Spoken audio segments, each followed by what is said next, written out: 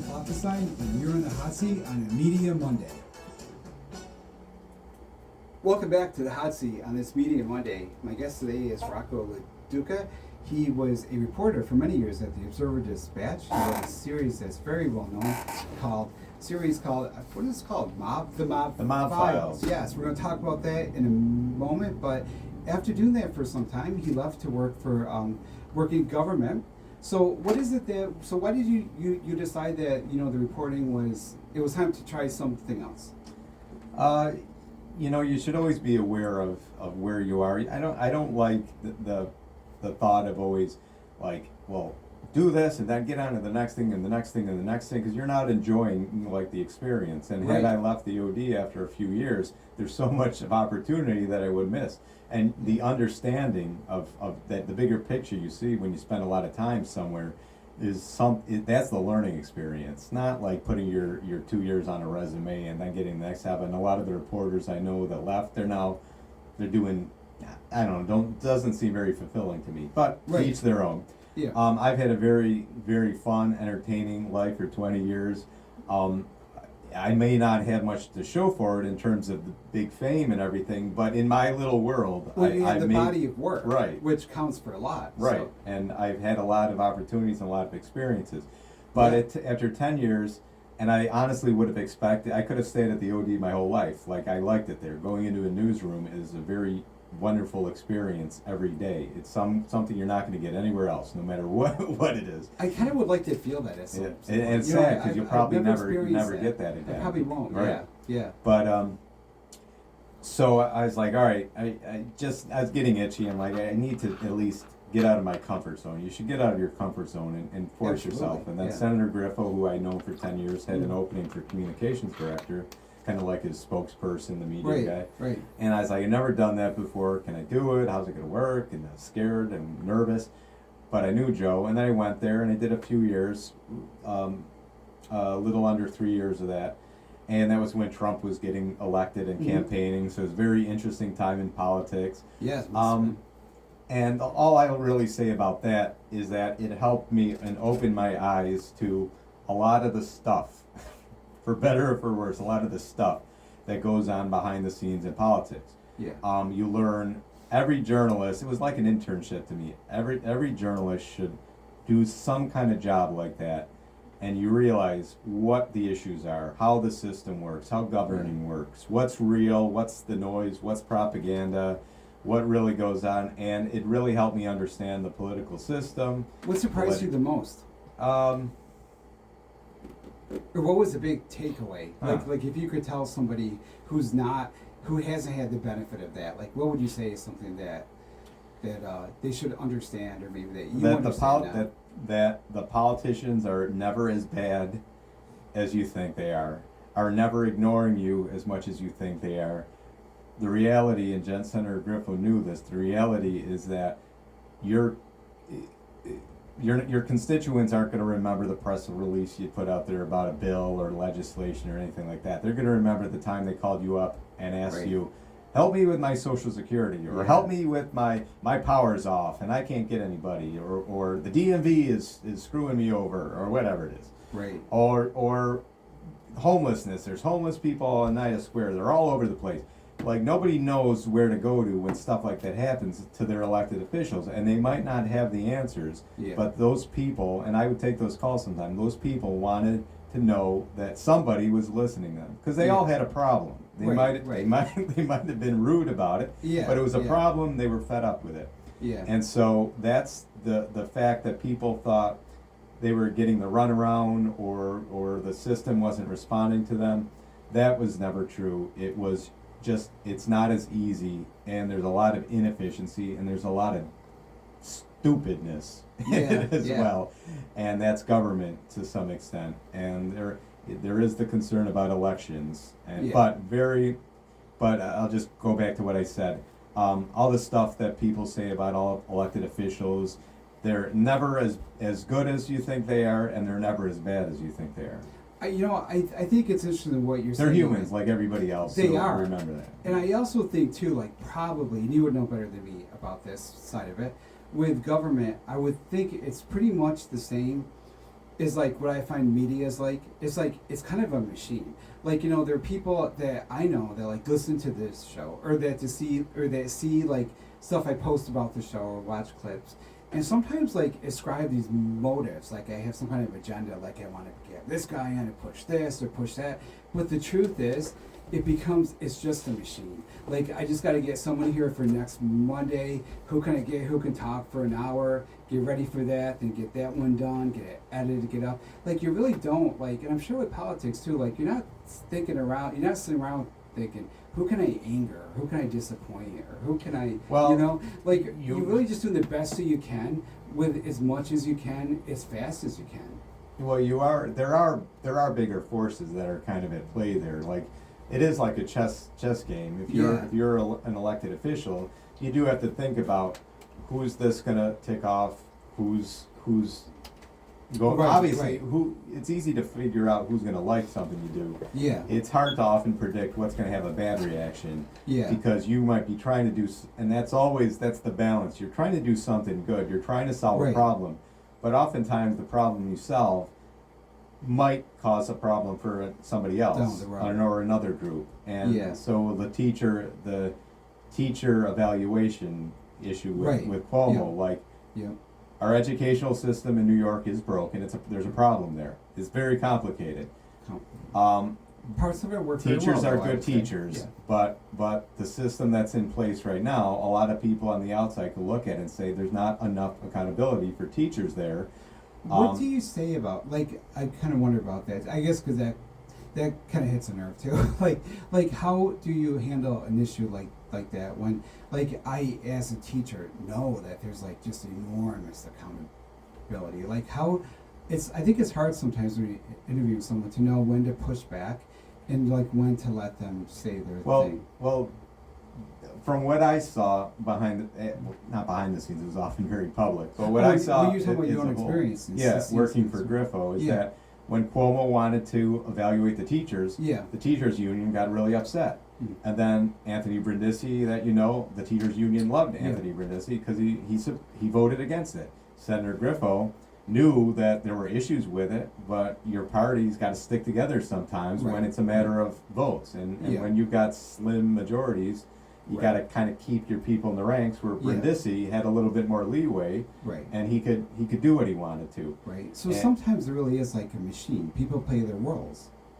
Yeah, you've got other so- people to answer yeah. to, and if you're only answering to your voters, you're probably going to make mistakes Right. that aren't necessarily the wrong thing to do, but is not going to help you down the road Right. with the bigger machine, as you call it. Exactly. Yeah. Right. Right. So you've got to right. think of your voters, the constituents, the media, Yeah. and who at the upper levels of the political system is going to be upset. Who you sort of have to Governor, is work it with your- so your- that they'll work with you down Yep, the road. right. So Unfortunately, though, and I know that there's a lot you want to try to cover, but unfortunately, Mhm. though, it just seems that in the 10 years that I was working with Griffo and now, Yeah. is that there's all senses have been lost in parties trying to work with each other, and that's very unfortunate because you can't solve problems unless two You work sides together. that maybe hate each other if they do hate, but certainly Right. dislike each other.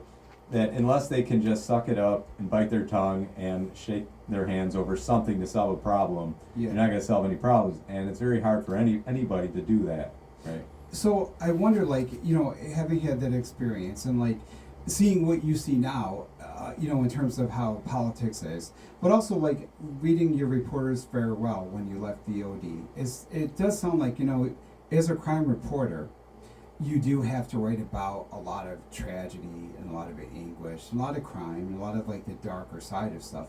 Do you think that was something that kind of weighed you down kind of psychically after a while to like have that be, you know, because sometimes I write about like deep things, like I wrote a series about transgender rights, that's what I won the award for and stuff, but then I kind of like to balance it off quickly by writing about something maybe more pop culture and fun. If you're a crime reporter, you probably don't have that option. So what effect does it have on you after a while? It didn't have any effect on me. I think it. Well, it's interesting you say that. Now, and I'm not pushing back because this is friendly. I mean, interview here, but it in didn't. your reporter's farewell, like you do talk about like people the people that touched your life, understandably, people that were killed, people that suffered this great loss, and I think like you must have absorbed some of that. Yeah, so. in that regard, it made me, I think, a more compassionate, Yeah. a greater person with empathy, to understand and be patient and listen to people's stories and realize that so many people experience horrible things in life, that they need a voice, they need someone to tell their story. Whether you're, and here's the part that was often the challenge. Yeah. Whether you're the victim or the accused, they have rights under our Constitution. True. I mean, just because someone's accused of it, you could call them a monster, but as far as our country's foundation, those people have rights that victims don't. Because it's the victim, unfortunately, and you do see the system that sometimes the victims are hanging out there with very little support. Right. But the system protects the defendants because there's a lot of power from your government to say you could go to prison for the rest of your life. Right. That has to be very controlled and very very regulated and transparent and accountable. And that was what was so fascinating to me watching and reporting, is watching the judicial system at play. It's parts where it worked, the parts where it didn't work. Right. One side versus the other. I didn't look him as good versus bad. I saw him as kind of two people in a game. And I hate to describe it like that, but it was two people. But you have to. You really have to remove yourself emotionally. In some degree to do occasionally the job. there were things that would get me choked up and emotional, but it didn't weigh on me in terms of like depressing me or anything. I saw these as real people, and I saw them as decent people, because I took a step away and I said, I'm not going to be the one that's going to hate you, that's going to condemn you. I just want to hear your story. And if you start from that point, then you look someone in the eye and try to understand what's going on. And to me, I think that was what I loved about that. It wasn't the horror and the awful stories. It was the humanity of the people. And the stories weren't awful. They could be about horrible stuff. But I mean, did you ever feel like you needed to write about something, or that you wanted to write about something that was like 100% diametrically opposed, the opposite? No, I always felt that once I never wanted to break from the crime stories. I always felt that the crime stories was my personality, and I took all of those stories, and that's what my letter that I wrote. I took all the stories personally, and they're still with me because those were real people, and I held their stories in my hands, and I had to be gentle with them, to tell the public about, to not offend the victim, to not offend the defendant, to not offend the public who was waking up eating their cereal and reading the horrible stories. So I wanted it to be there's so much a lesson to learn. I wanted each of those stories to tell somebody something about life, and sometimes that was in my head. I know sometimes with space you weren't always able to do that with stories, but I always felt I'm writing a little short story about people, and I want the public to take something from it. And the only issue, though, that really did challenge me was if I was a little too compassionate and showed a little too much empathy toward the defendants or the accused, just to be fair, the cops or the prosecutors would think I wanted to see like the defendant go free or found not guilty, or that I the district attorney Scott McNamara. How do you deal with that when if people read something that you write and they feel that you did reveal a bias, but you didn't mean to, or that you didn't, or that maybe you did not reveal, but they think that you did? Like, how do you respond to that? It wasn't really a bias. It was they thought it was bias. Yeah. But to me, it was just the public needs to understand what the defense attorney is saying. It's I don't know if the person did it or not. All I know is that the defense is making a legal argument, and the jury has to decide whether they agree with that or not. And so I always wanted the public to kind of say, here's both sides, and if you start to think that maybe the accused is innocent, that's because the defense is presenting a good argument, and ultimately, most of the times they were found guilty. They are innocent. Yeah, could be too. So, that's kind of ties into the Caitlin Conley story. Right. And then the Hulu Yes, series. right. there. And we'll talk more about that. You're in the documentary series. Yeah, on Hulu. on Caitlin Hulu. Conley, yeah. So when we come back, we'll talk about that. I'm also curious too, like, how much of an adjustment was it for you to go from a professional role where you had to, where you were where you were neutral, to working for one candidate who's you were kind of like his PR guy. So it must have changed. It would change the dynamic completely. Whether you write about somebody who's a senator or you work for the senator himself, then you went back to journalism, to neutral again. So it must have been I'm wondering like what kind of transition goes through your head when you plan that kind of thing. And the reason I ask is because like for me, when I first began this with the column, I had no idea what to do. I wrote about the first person who interested me, which was Anthony Brindisi at the time. I loved writing about him. And, it was hard at times to, like, think about, am I writing because, is this a fan letter to him, or is this, like, journalism? Or, I think for me, without the J school, without the training, it was hard. And so I'd like to talk to someone like you about, like, how do you draw the line between, like, advocacy and plain journalism and what's a column and what's this. But we have to take a break, Okay. so when we come back, we'll talk about that. First, I'm going to talk for a moment to Josh Clanton, who's the director of Cabaret in Rome at Rome Community Theater. He'll join us on the phone. Then we come back. I'll ask you that question. My guest today is Rocco LaDuca. He's a journalist who was with the Observer-Dispatch, and now he's with Talk of the Town. We'll have more after this break. Bank of Utah. www.955.com or you'll hear it like that. www.beautifulphoenix.net. This is Ron Klopfanstein, and you're in the hot seat on a Media Monday. Hey everybody, this is Ron Klop. This is still Ron Klopfanstein. You're in the hot seat. Still a Media Monday. And yesterday I went to see Cabaret at the Rome Community Theater, and how impressive it was. It was entertaining. It was powerful, and it had a lot to say. So I asked the director, Josh Clanton, to call into the show. I wanted to ask him about. So anyway, Josh, are you there? I'm here. How's it going? It's going good, and your show was it was a triumph. It really was. And one of the things that was most impressive was kind of the way that you put it in context, and you set the tone before the show began by talking to the audience about the importance of the show. So maybe you could tell us a bit about what it is that you say before the show starts.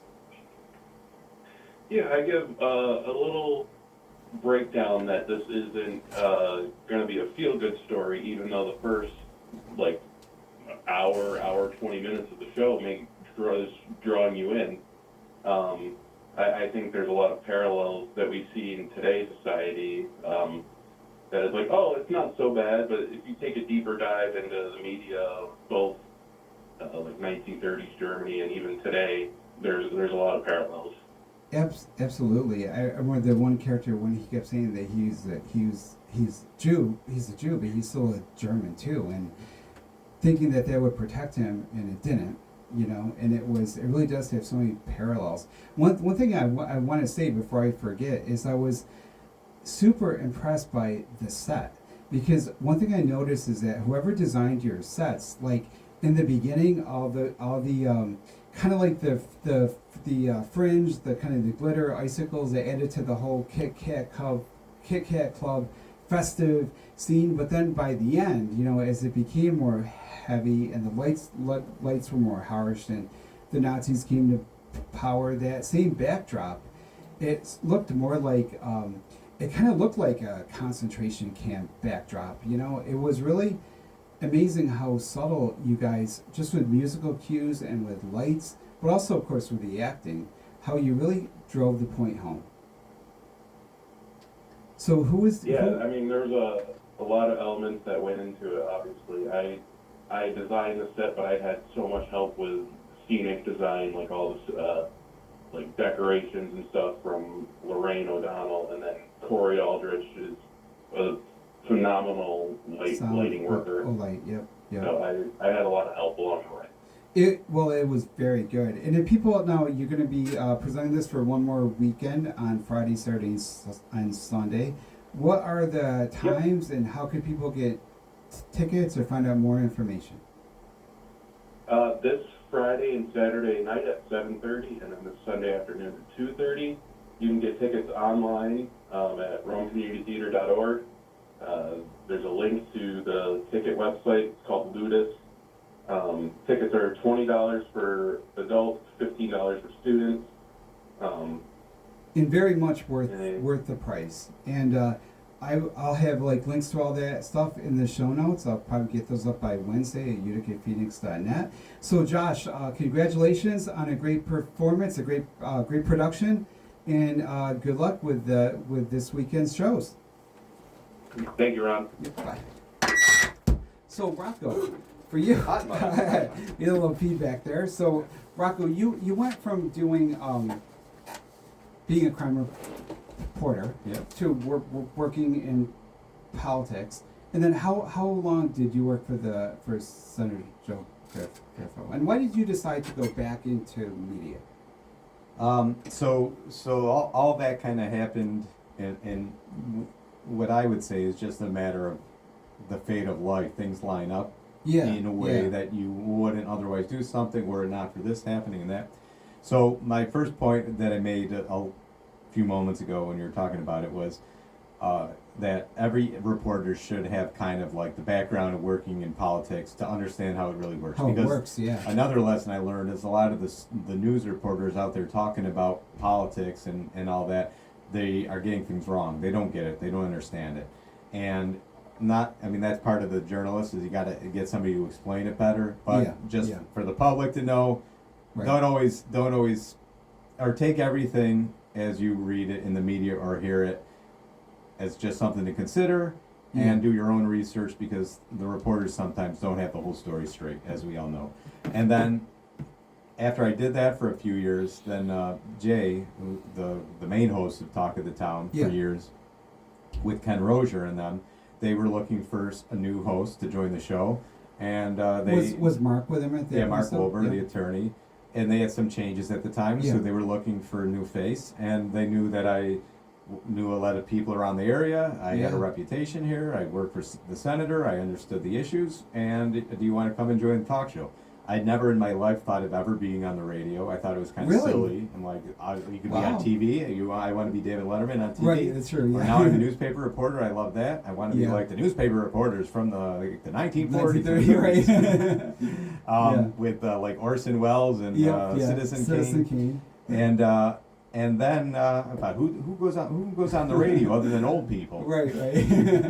And so then I got that, and I realized that in this media world, because now everybody's kind of on social media, and it's like the Wild Wild West. Nobody knows what they're talking about in social media. I don't even try to weed through it anymore. Right. But there really is nowhere to go to just sit down with one voice and just hear everybody at the table what they're talking about. Right. Like you could go on Fox News, you could go on CNN, MSNBC, you could go on podcasts, but it's all, you got to search that out. It's like just everything got scattered all around. Yeah. So on our show, to have an opportunity where you have 3 hours to sit live and interview most of the local newsmakers, sometimes national newsmakers, your politicians, and you've got intelligent people, us 3 hosts. Yeah. I think we're intelligent. Some people may disagree. And we all sit down and we have those officials there for at least 20 minutes, not just a few minutes, or like a soundbite in the news. It's a good long time for depth. Could be 20 minutes, could be half an hour, could be 40 minutes, sometimes an hour.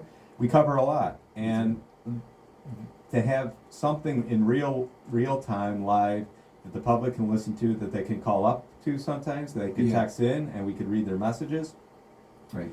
That I think that's the most engaged that the public can get with the news and the media now. You're not going to get it on TV. You're not going to get it in the newspaper. You're not going to get it on social media, because it's just like I said, the Wild Wild West. It's like, who do you like? Who do you hate? Who offends you? Who makes you cry? Who do you threaten to kill? So just like a lot of false information out there. Right. What's the truth? And that's what's really, really what crazy. Makes a good show? A good radio show? like a good one of your shows, like a good talk of the town. What would be a good talk of the town? I think what I like doing is taking a national news story that I can bring my own objectivity to the table and my own sense and look at a Yeah. story and say, nobody's talking about this part of it, or Yeah. nobody's talking about it. During COVID, there was a lot of it, and Right. you don't right. have to agree with a lot of my thoughts on Right. COVID and everything, but all I know is that you go in one place and you'd see all doctors talking about this, and you wouldn't see it anywhere else because instead they were trying to silence them or cancel them or get them fired. I'm like, but wait a minute, that makes sense. I'm just looking at that. That makes sense to me. Why is nobody hearing this? So then I would talk about it, Yeah. and we'd have people in the audience that would call in, and they say, yes, that was happening to me, or that my family member experienced that, and Yeah. with election stuff as well. There's Right. always the bigger narrative out there in the big world of media about this is true, this is bad, this is fake news, this is real news, this is misinformation, Right. this is a right. Russian hoax, this is all sorts of the big lie, whatever it is, all sorts Yeah. of funny words that they throw out there, Right. and nobody knows, they're trigger words. Nobody knows what they really mean. They're what you're prejudiced to think they are. Right. So Right. to really just sit down and be able to say, listen, everybody, take a deep breath. Yeah. Here's really what's kind of true. Here's what's maybe not so true. Here's what's unknown. Right. And distinguish between all that, because people need that help with people they can trust. They absolutely do. Like, so what would you say makes a good talk show guest? One of the things that I'm still trying to do is to meet with people before they come on the show, and oftentimes, at first a lot of the guests that I had you were people that I already knew, and that I knew stuff about to talk to about and stuff. But there's times now where I have people coming on the show who I saw on Facebook were interesting and invite them on. And most of the time when we come here, Dr. Dust is doing his show here. My show comes on right after his is done, so it's not too much time to talk to guests beforehand. And how do you prepare a guest to be on your show? I don't remember you preparing me at all. I don't think. I mean, the preparation But really do is you? just. Are you supposed to? Should I be doing that? I mean. No, I think just the preparation is you invited the guest on to tell them what you want to talk about. Yeah. And then yeah. if they come in, or they might come in because you know what you're going to talk about, or when they come in, they'll say, "What are we going to talk about?" Right. Yeah. And you just tell them as we got a minute what's going to go on, and that's really not a problem. But the best guests, to your question, are those that are really just you're not going to offend if you ask a question. Because I'm willing to ask any question, but I always try to think. The way I kind you of ask follow it, their lead. yeah, the way you yeah. ask it, the way you word it could irritate them, could upset Yeah. them, or could make them feel comfortable. And I think that's where sometimes the media kind of loses it a bit. Yeah.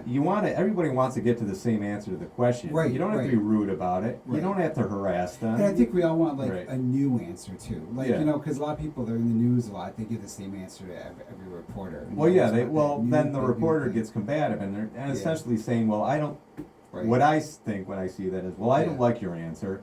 I'll ask it Yeah. again." And no, this is my answer. And I'm like, "Are you saying? So you're saying again? You're not answering the question." I'm like, "No, I answered the question. You just Yeah. don't like my answer, and I'm not going to change it." And that's annoying because that'll go on for 5 minutes. Right. Like, How you got to many think of a times different would- way of asking the question that you're not going to get the same. That's a good question. Right. So, how many times would you redirect?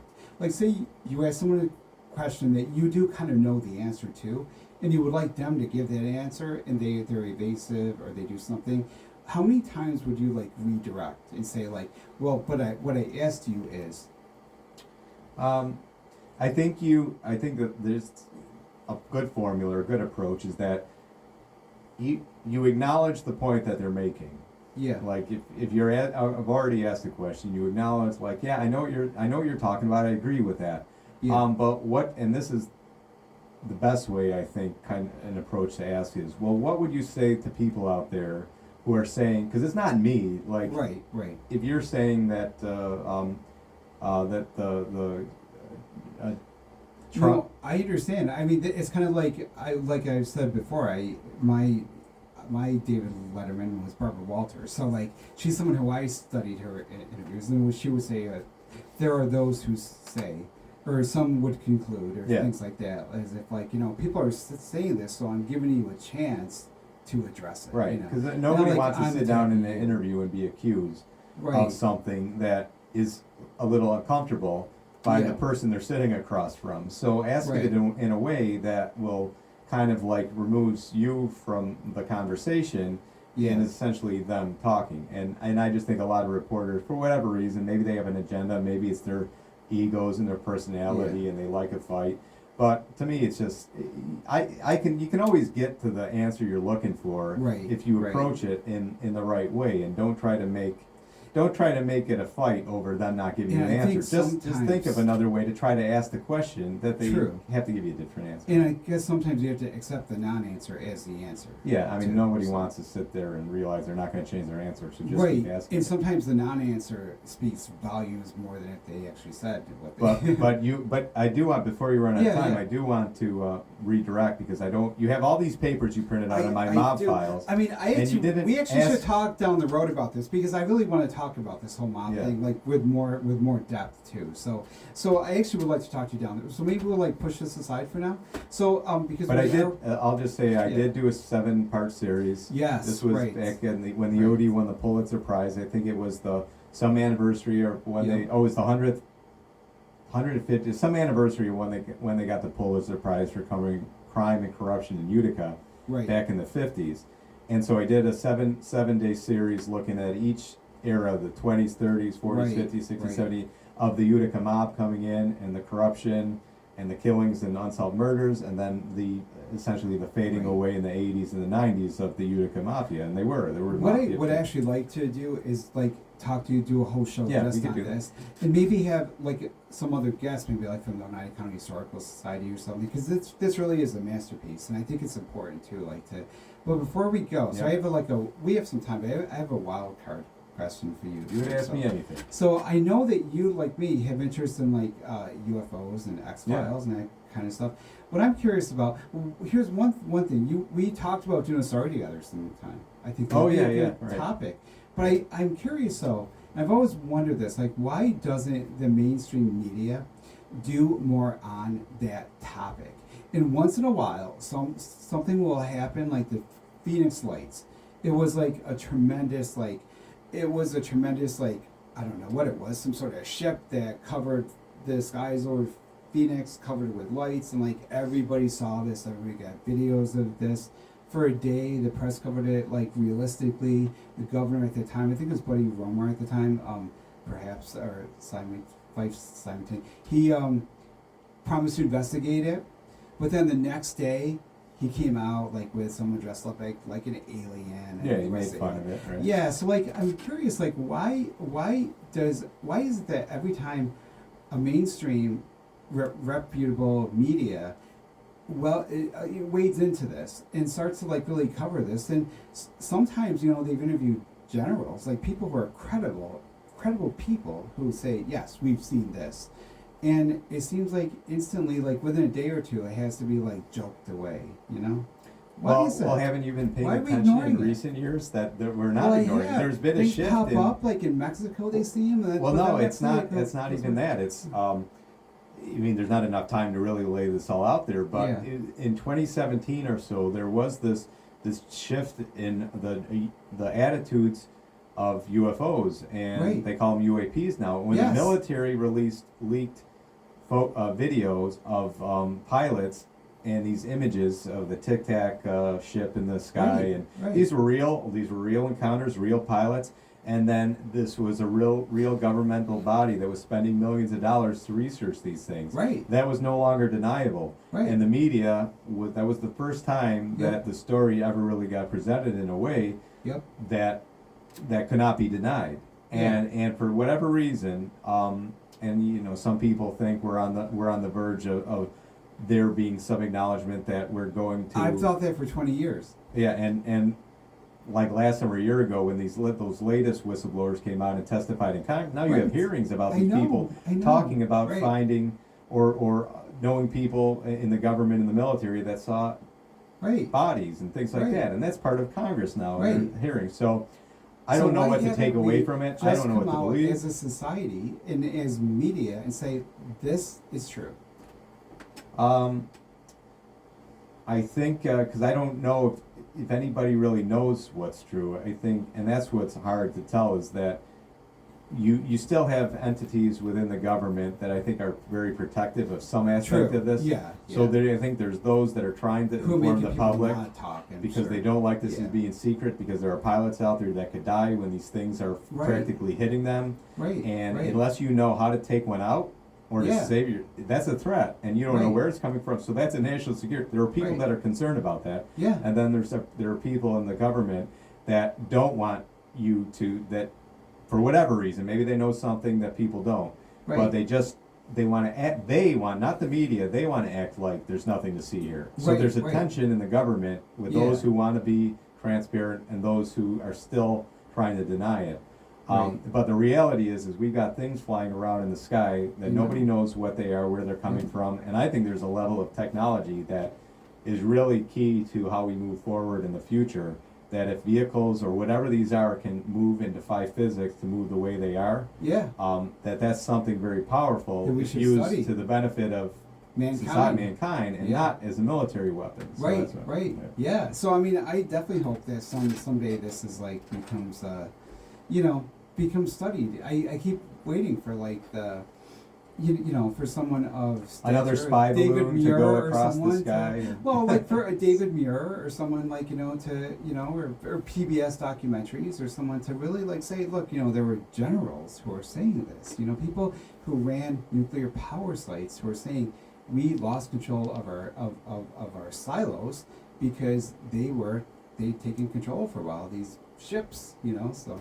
Yeah, no, that is So that it's a that is fascinating reality topic, when you know? realize what did happen, where something was disengaging our nuclear weapons at a Yeah. time during the Cold War, Right. and we didn't know we thought it was the Russians, but then the Russians had that Right. happen to them, and they thought it was the United States. Yeah. So, the world is a very, very fascinating place. It The really more, is. more you learn about the Yep. history of this planet and the things we don't really know and understand, the more life becomes more fun and interesting. Absolutely. And there's so exciting. much to report about or Right. talk about on the radio and stuff. So Rocco And be nice to LaDuca, each other. Don't always We fight all the do. time. Like, Well, just I find would- something that makes you This happy. show is very nice. So I would think you would agree. You had a nice time, I right? was being nice the first time. This Next is- time, if you invite me back, we're good.